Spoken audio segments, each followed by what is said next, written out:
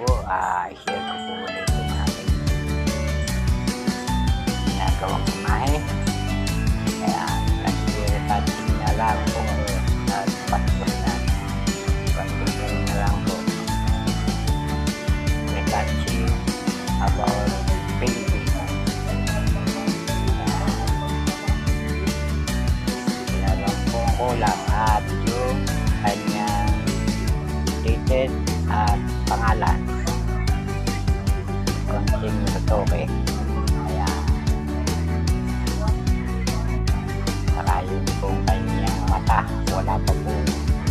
Hindi pa po dumarating yung kanyang mata.